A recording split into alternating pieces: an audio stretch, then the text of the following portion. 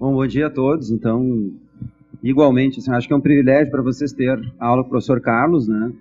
Nos conhecemos desde a época da faculdade, e isso já vai muitos e muitos anos, e ele sempre foi um profissional muito dedicado, atento às novas tendências associadas à área do conhecimento na qual ele atua. Então, não é por ser meu amigo, mas realmente é um professor diferenciado e que me faz pensar nessa apresentação não como algo que vá repetir coisas que certamente ele trabalha com vocês de maneira, né, competente, como sempre se caracterizou o trabalho dele como professor. Então, a minha ideia nesses 30 minutos é falar um pouco o que o Carlos, na verdade, me solicitou, falar um pouco das expectativas em relação ao próximo vestibular. Vocês devem estar acompanhando alguma coisa pela mídia, especialmente relacionado ao vestibular da URGS, quanto a algumas incertezas, né? Por exemplo, bom, há alguma modificação proposta para 2014? O que se espera do vestibular da URGS, mais especialmente da questão de redação para 2014? Então, na semana passada, o Conselho Universitário da URGS definiu que para 2014 se mantém as regras como estão, certo? Existem ainda alguns ajustes a serem feitos quanto a questão do Enem, sobre quanto vai, né, ser considerado o percentual da avaliação do Enem, mas possibilidade de mudança no que diz respeito a uma adesão maior às questões do Enem, só para 2015. Para 2014, então, mantém-se a questão de redação, que é o tema sobre o qual eu vou falar, como vem sendo proposto, mantém-se essa perspectiva autoral, como vem acontecendo, e esse tipo de temática que vocês têm acompanhado dos temas, né, digamos, dos últimos 5, 6 anos, que tem a ver com a experiência pessoal de vocês, que permite até que haja um gênero dentro, claro, vocês sabem, o gênero proposto é o gênero dissertativo, mas que permite que vocês utilizem no desenrolar da redação de vocês, né, por exemplo, a utilização do gênero narrativo. É possível utilizar um parágrafo para narrar alguma experiência pessoal, desde que é a serviço do texto dissertativo, do gênero dissertativo. Né? Também, com frequência, nos perguntam, mas e outros gêneros? Digamos, um gênero literário, como a poesia, é possível escrever um poema no meio do... excessos à parte, tudo é possível, em que pese essa visão de que muita gente tem sobre o vestibular da URGS, que ele é muito amarrado, não. No caso da questão de redação, e eu já tive experiência de muitos anos em relação a debates internos na URGS, quanto às perspectivas da questão de redação, do processo de correção, né? Então, nos últimos anos, né, então, como existe por parte da Coperce uma preocupação muito grande com a legitimidade, com digamos assim, com a impressão que possa transmitir para o candidato, né, de que é um vestibular muito cuidado, de que todas as instâncias são vigiadas e são organizadas de maneira que seja a mais honesta, a mais legítima possível a correção. Então, existe um treinamento muito efetivo, muito expressivo, muito cuidadoso, para que as equipes de correção estejam afinadas. E o que eu ia comentar com vocês, né, que é a razão pela qual nos últimos 2 anos eu não venho participando desse processo interno, é que também há um impedimento para qualquer integrante da comissão organizadora de uma prova ou de outra, né, se ele tiver algum parente até 2º grau, ele não pode participar dessa comissão. Né? Então, eu tinha primeiro uma sobrinha minha, filha do meu irmão, depois a segunda, a minha outra sobrinha, minha filhada também, que estava prestando vestibular para a URGS, então isso me impedia de participar. Este ano eu voltei a trabalhar, mas como ela entrou agora, né, minha segunda sobrinha entrou na URGS este ano, então eu retornei para trabalhar no vestibular esse do meio do ano, esse que teve para o Seclimar, né? Então ajudei a organizar a prova de língua e literatura do Seclimar. Não estou participando dessa equipe que está preparando o próximo vestibular, mas nós conhecemos todas as pessoas e as diretrizes internas da universidade. Então, eu vou passar para vocês o slide, começando por... eu procurei pincelar, então, os itens que são aqueles que em reuniões internas vêm se discutindo no que diz respeito, no que concerne ao que seria essencial mesmo para uma prova diferenciada. Porque o beabá, as condições de organizar um texto dissertativo, vocês conhecem bem, vocês vão aprimorando à medida que vocês vão produzindo, que vão escrevendo, e aí não custa enfatizar à medida que vocês vão lendo e acompanhando o que está acontecendo nos dias atuais, na sociedade contemporânea, porque são temas que podem entrar como temas norteadores, né, do vestibular. Ou seja, a experiência pessoal é válida, a experiência pessoal muitas vezes é um convite da própria banca, mas a atualização de vocês no que diz respeito ao que está acontecendo, ela é fundamental. Então, ler a respeito, exemplo, dos movimentos sociais, né, que caracterizaram esse ano de 2013 como algo de muito destaque da mídia e como algo que certamente no futuro será um ponto histórico, né, no país, para a história do país. Então, estar acompanhando isso e pensar a respeito desses movimentos sociais é tarefa de vocês, é fundamental, né? Então, é interessante que vocês mantenham-se atentos às leituras de textos de ensaios, de pequenos ensaios, mesmo os textos de opinião dos jornais e das revistas é importante ler, e sempre foi algo que eu aprendi no meu ensino médio, na época segundo grau, e sempre com o dicionário próximo a mim, porque a condição que a gente treina, né, como leitores e como autores, ela é fundamental, né, em relação ao aprimoramento linguístico, a questão do desenvolvimento lexical. Então é importante vocês conhecerem bem o que vocês estão estudando, o que vocês estão escrevendo, para não usar mal uma palavra. Às vezes, né, se descobre uma determinada palavra, daí a gente quer dar um uso diferenciado para ela, e não é bem assim que ela se ajusta. Então é preciso entender o contexto em que a gente vai utilizar o vocabulário, certo? Então o que poderia ser essencial e apresentar para vocês como diferenciado? Então eu coloquei alguns itens aí numa lâmina que nos permite trabalhar dentro do nosso tempo. Primeiro item, compreensão adequada do tema apresentado na prova, que é explicitado por meio de um texto de estímulo, cuja função é situar o candidato em um campo de reflexão determinado. Esse excerto foi retirado das provas comentadas da URGS, vestibular 2013, é um material publicado em volume único pela editora da universidade. No site da Copércio da universidade ele está à disposição, são as provas comentadas da URGS, inclusive a questão de redação. Então, ele está à venda, esse material. Então, estou divulgando aqui uma das... Porque isso aqui é fruto não da banca que organizou a prova de redação, a questão de redação. Isso é fruto de o que é comentado ali é interessante, porque é o resultado de avaliação do processo, por exemplo, do concurso vestibular 2013, sobre o que estava bem, sobre o que não estava, sobre aqueles textos que se destacaram e por que se destacaram.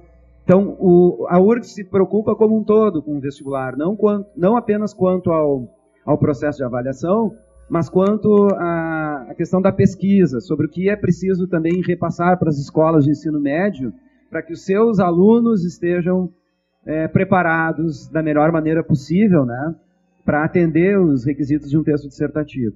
Então, quando a gente diz assim, compreensão adequada do tema apresentado na prova, que é explicitado por meio de um texto de estímulo, é aquele texto de apresentação que está e que se manterá para 2014, cuja função é situar o candidato em um campo de reflexão determinado, que indica para vocês a diretriz que deve tomar a redação de vocês em uma espécie de roteiro. Se vocês examinarem, né, os últimos 5 temas, né, existem gráficos, existem estatísticos, que estão para vocês utilizarem, quase dando um roteiro para vocês escreverem. Então é importante estar atento a esse texto norteador, esse texto base, para que vocês não fujam do tema. Então é fundamental essa atenção ao texto base. Item 2. Leitura atenta dos elementos presentes em todo o texto de estímulo. O tema de uma redação emerge de uma construção gradual, que se constitui a partir da apresentação de uma série de elementos que criam um espaço reflexivo qualificado. Então, o que significa uma construção gradual? Então, na apresentação do tema, ali na introdução, não há problema de serem retomadas algumas perspectivas do texto de base trazido pela URGS, incluindo alguma reflexão a respeito das estatísticas apresentadas. Mas há que se ter esse cuidado da construção gradual, mal comparando como quem conta uma história. Ou seja, eu preciso criar uma expectativa. Se eu vou contar de imediato o que me aconteceu numa conversa informal para alguém, para quem eu quero contar, né, de uma viagem que eu fiz nas férias, eu muitas vezes tenho uma noção intuitiva desse sentido gradual, primeiro no que diz respeito à ideia de que eu preciso ter uma história a ser contada, que eu preciso ter um ponto de vista a ser defendido, que tenha uma cara de início, meio e fim, que é o princípio basilar de qualquer redação, seja ela do gênero que for, com exceção dos gêneros literários, evidentemente. Então, quando nós estudamos, por exemplo, eu vou falar um pouco de recursos estilísticos depois, um recurso chamado gradação, e aí eu sempre me lembro de um poema do Manuel Bandeira, em cujo final ele diz: o bicho não era um cão, não era um rato, não era um gato, o bicho, meu Deus, era um homem. Esses elementos gradativos, eles dão um tom disso que eu estou tentando dizer para vocês, ou seja, construir de uma forma progressiva a redação, de forma que fique claro que existe mesmo um entendimento entre as partes e de que vocês vão chegar a algum lugar que é a conclusão de vocês. Por que eu estou dizendo isso? Muitas vezes nós temos ideias muito boas, mas que não se organizam na redação e que, na ânsia de apresentar algo novo, começa com uma frase bombástica e depois a redação não mantém a expectativa. Isso até psicologicamente é ruim para o corretor que está sob pressão naquela correção. Ele sabe que está decidindo muitas vezes a vida das pessoas, né, nesse sentido acadêmico. Então, se a gente pensar nesse sentido da psicologia do texto, se eu começo a redação com uma frase muito bombástica, muito diferente, eu tenho que manter a expectativa, eu tenho que manter a altura daquela grande sacada, daquela grande jogada. Então, para o leitor, para o autor que não é assim um autor ainda habituado a grandes textos, que não tem a habilidade de um escritor, a recomendação é que ele faça uma espécie de feijão com arroz, ou seja, eu começo para chegar num ponto que seria o ápice, né? E não o contrário. Eu enfatizo isso porque eu também fui professor de cursinho muitos anos e com frequência a gente ouvia, né, esse tipo de questionamento e às vezes até algumas recomendações equivocadas. Né? Às vezes o professor querendo ajudar, ele diz, começa dizendo uma frase assim que vai deliciar, vai deleitar a banca. Né? Não é bem assim. Então é melhor começar de uma forma corriqueira para depois ir aumentando o que vocês têm a dizer até chegar a uma espécie de ápice, do que começar fazendo um lance de craque e depois a torcida ficar esperando vocês repetir aquele lance de craque ao longo do jogo e o lance de craque não se repetir. Daí tudo que vocês fizerem bem, mais ou menos bem, vai parecer pequeno diante de um início tão espetacular. Né? Então, começar com cuidado, começar muitas vezes citando um determinado autor, é uma estratégia interessante. Né? A gente estava lendo das últimas 5 edições de vestibular, do concurso de vestibular, as redações que tiraram melhor nota, né? Digamos, as 10 melhores redações de cada concurso vestibular. E nenhuma delas começa de uma forma assim fantástica. Todas elas são organizadas. E outra característica interessante dessas melhores, raramente tem assim, mas um leitor, um autor experiente, o cara que fez uma faculdade de Direito está fazendo de novo. Bom, acontece, já aconteceu de ter, né, o primeiro lugar de uma edição dessas de alguém que já tem experiência de um curso superior, que já tem a experiência de escrever há muito tempo, mas é curioso e ao mesmo tempo sintomático que a maioria das melhores redações são de gente muito jovem como vocês, né? Como a maioria de vocês.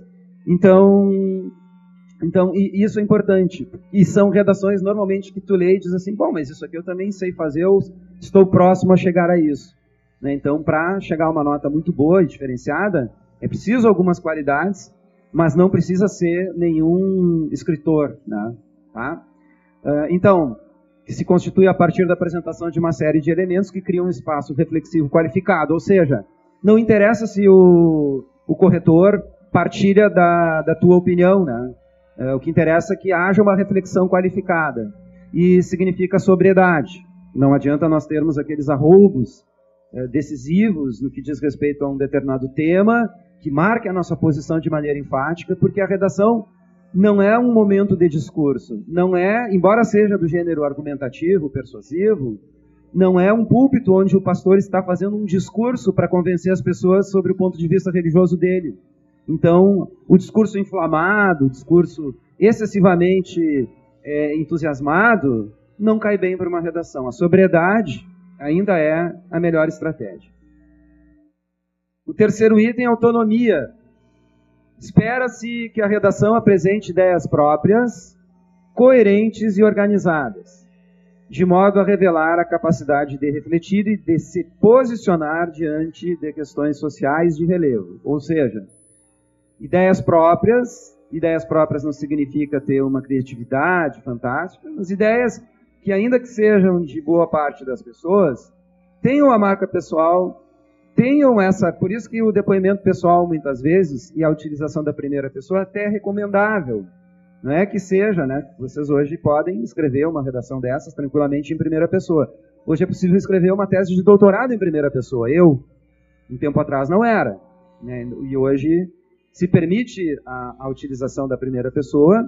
Se vocês observarem, né, os meios de comunicação estão mais informais, as relações entre pais e filhos, entre professores e alunos estão mais informais, e isso acaba passando por uma banca como essa. Ou seja, a informalidade, até certo ponto, né, ela é tranquila, desde que essa informalidade esteja bem articulada, esteja bem escrita, porque a gente pode, inclusive, utilizar gírias na nossa conversa, no dia a dia, e, eventualmente, né, se bem justificada numa redação, e pode falar bem, pode se comunicar bem. Então, o problema não é um nível mais informal da linguagem, mas é a coerência de organização das ideias, a concatenação entre essas ideias, tá? De modo a revelar a capacidade de refletir e de se posicionar diante de questões sociais de relevo. Ou seja, tenham uma posição, não fiquem apresentando dois lados da moeda, argumento e contra-argumento, a não ser que vocês tenham muito domínio em relação a isso, e saibam usar um contra-argumento a favor de vocês, né? Que é muito comum na área das ciências jurídicas, por exemplo, né? Quando se desenvolve uma determinada tese, eu estou defendendo uma determinada teoria, eu posso usar a contra-argumentação a meu favor, mas é porque eu tenho tempo para escrever sobre isso, eu tenho páginas para escrever sobre isso. Numa redação que tem no máximo 2 páginas, a estratégia de usar a contra-argumentação não é a mais indicada, ao meu ver, né? Então, o melhor é usar o espaço da redação para solidificar o argumento que vocês estão utilizando na redação de vocês. Então, a posição pessoal diante de questões sociais de relevo, ainda que o tema seja a importância da amizade nos tempos atuais, a importância do amor, né? Podem ter certeza que mostrar conhecimento sobre questões sociais, falar da questão, né, se o tema for o amor, mesmo que seja o amor entre namorados, vocês demonstrarem um conhecimento de que forma o amor pode estar a serviço de questões sociais, o amor do trabalho, digamos, de um voluntário que trabalha com pessoas, né, com, enfim, de classes sociais desfavorecidas, ou do grupo dos doutores da alegria que atua como palhaços em hospitais infantis. Mostrar esse conhecimento dos movimentos sociais, das questões sociais, é interessante, ainda que o tema seja um tema que convide vocês à reflexão pessoal, certo? Então, não esqueçam de que o conhecimento de vocês acerca dessas questões atuais, ele é importante. Quarto item, bom uso de recursos estilísticos. Espera-se que a redação utilize as possibilidades estilísticas do idioma de forma a enriquecer o texto. Seja por meio de hipérboles, para quem não lembra, hipérbole é o exagero. Então, quando eu utilizo, no dia a dia a gente usa hipérbole, mas eu já te falei 1000 vezes tal coisa, né? Então, a hipérbole tem esse uso ordinário, esse uso do cotidiano, que pode ser transferido para uma redação, desde que, claro, esteja esse uso do recurso estilístico num contexto que justifique o exagero.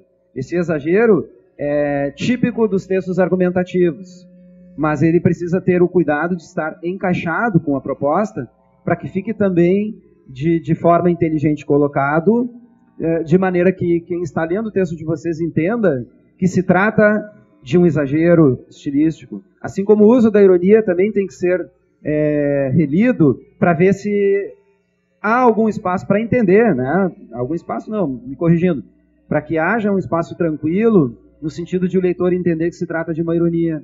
Porque esse é o problema também de um texto muito sofisticado em 2 páginas. Lá pelas tantas ele é tão sofisticado, tão profundo e tão metafórico que um leitor, né, que está ali sob pressão, corrigindo, né, 25 a 30 redações por turno, não é um número grande, ele corrige no máximo 50 redações em um dia, mas enfim, considerando que há 2 tipos de correção, a analítica e a holística, né, esse leitor, que é o corretor, ele está, como eu havia referido para vocês, sob algum tipo de pressão, seja do tempo, seja da questão psicológica, né, embora sejam normalmente profissionais experientes. Então é importante que vocês tenham esse cuidado de reler a redação de vocês, a estratégia de fazer um rascunho, fazer a prova de língua portuguesa e depois voltar à questão de redação, ou enfim, refletir sobre outra coisa para depois retomar o texto, também é uma estratégia válida. Então, a estratégia de reler para ver se a ironia está sendo entendida, se o recurso estilístico está bem empregado, de forma que a pessoa entenda que a ironia, que vocês estão usando algum tipo de recurso metafórico, estão construindo uma metáfora. Então é importante, né, o bom uso desses recursos estilísticos como algo diferenciado. Não é algo que se espere ordinariamente, ou seja, se ninguém utilizar nenhum recurso estilístico como esses, né, das figuras de linguagem, das figuras de palavra, das figuras de sintaxe, enfim, em princípio não há problema algum, mas é um adicional ao texto de vocês. Quem souber utilizar bem esses recursos, ou algum deles, fica bem, certo? Então pode ser uma estratégia interessante.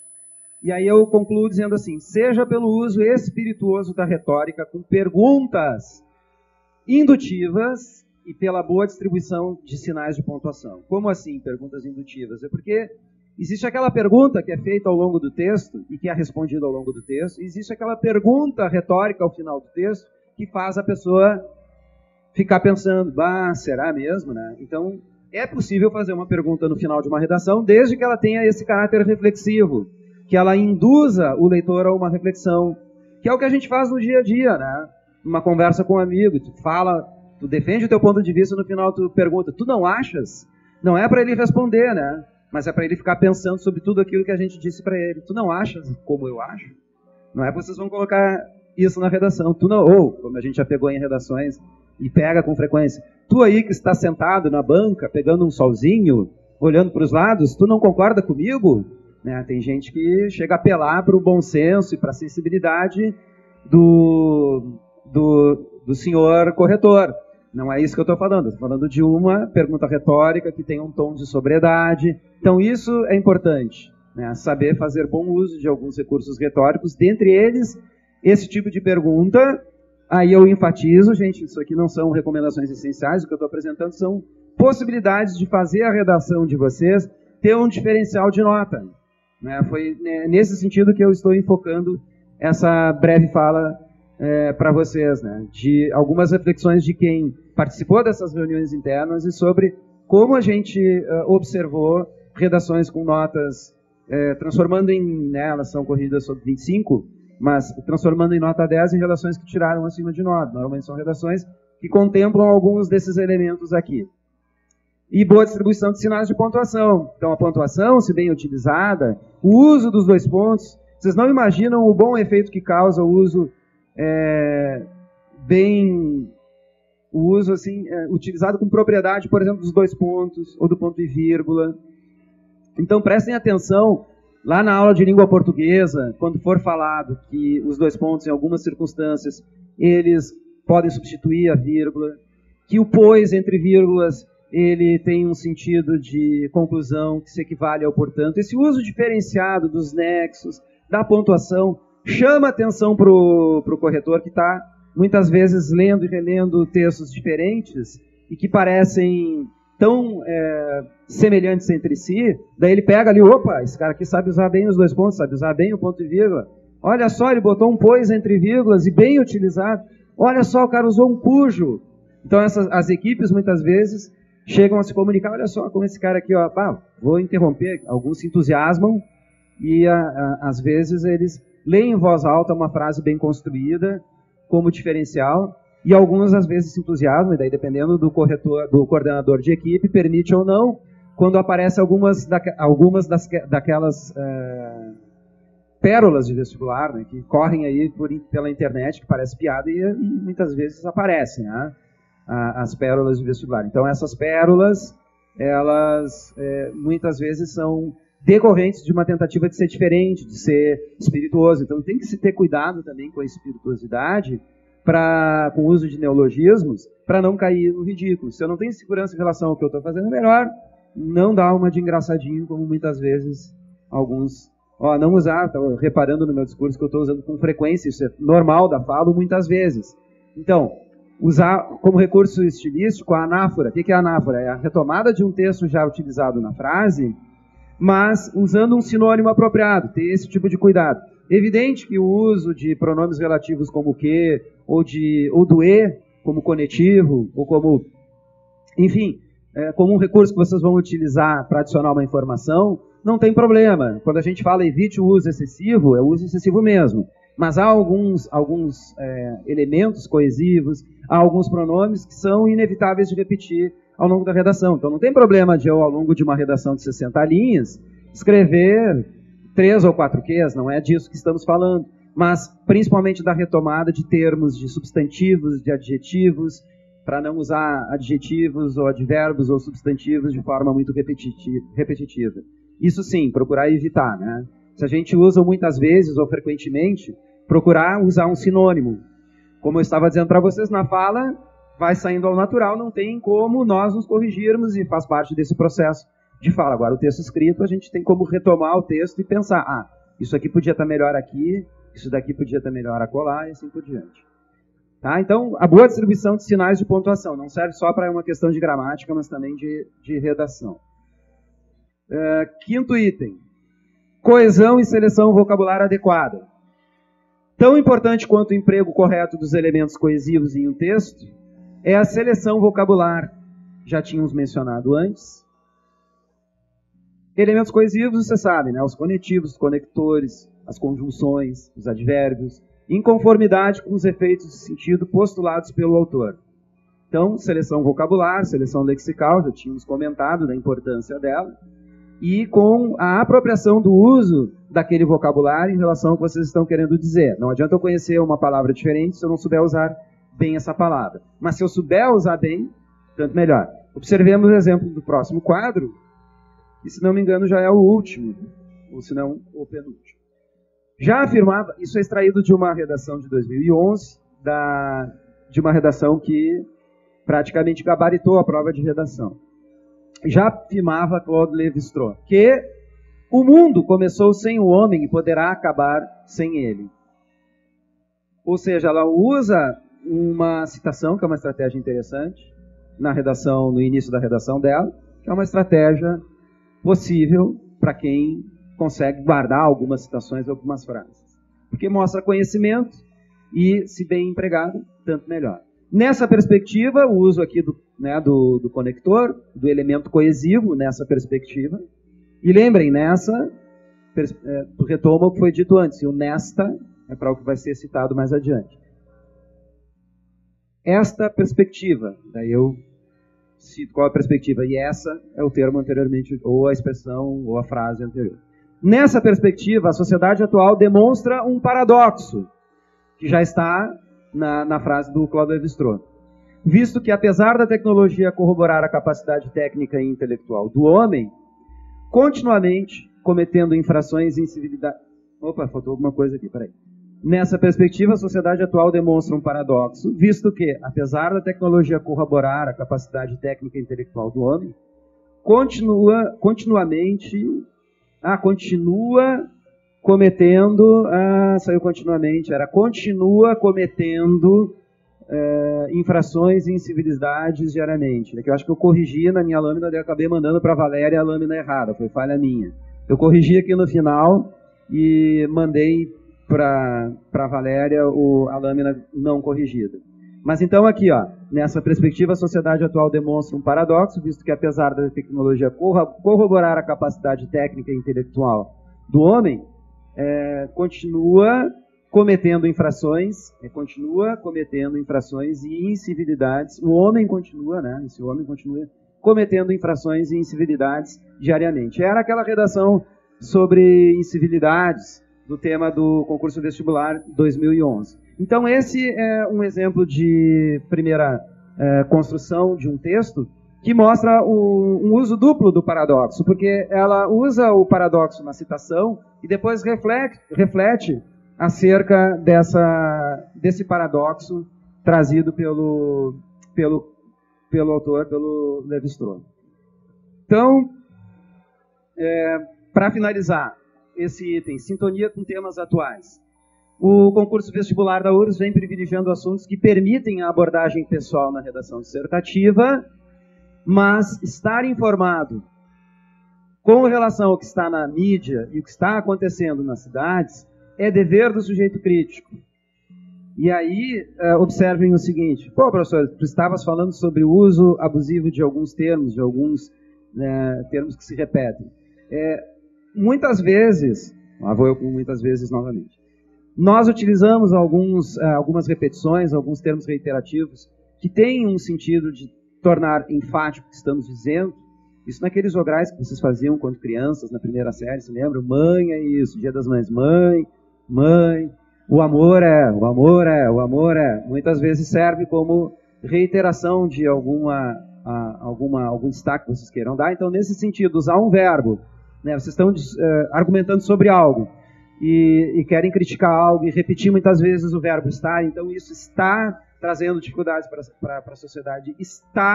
Então daí é diferente, porque fica marcada a posição de ênfase que esse está, né, apresenta. Né? Diferente de usar um mesmo adjetivo de forma distraída, a repetição ela pode servir como um elemento, como um recurso estilístico, como o uso do está aqui. Está acontecendo nas cidades é dever do sujeito crítico. Se podes olhar, vê. Se podes ver, repara, diz José Saramago em seu livro Ensaio sobre a Cegueira, tá, que é também uma retomada do tema de 2011 do vestibular da URGS. Então, é o que nós vínhamos comentando no início da nossa fala. Estar antenado ao que está acontecendo na mídia, o que está acontecendo nas cidades. E essa frase de reflexão, se podes olhar, ver, se podes ver, repara, é para assinalar a diferença semântica entre olhar, ver e reparar, que é muito importante. Eu acho que é isso, meu tempo já se esgotou. O Carlos me deu, ainda tem uns minutinhos, pelo menos, para perguntas, se alguém tiver alguma pergunta. Se não, quem quiser anotar o meu e-mail, mandar a questão por e-mail, é marlon.almeida@urgs.br. Não esquecendo que o URGS tem um Fzinho, né? Então, marlon.almeida@urgs.br. Mas acho que temos um minutinho, se alguém tiver alguma pergunta sobre a questão do vestibular, da URGS, alguma curiosidade.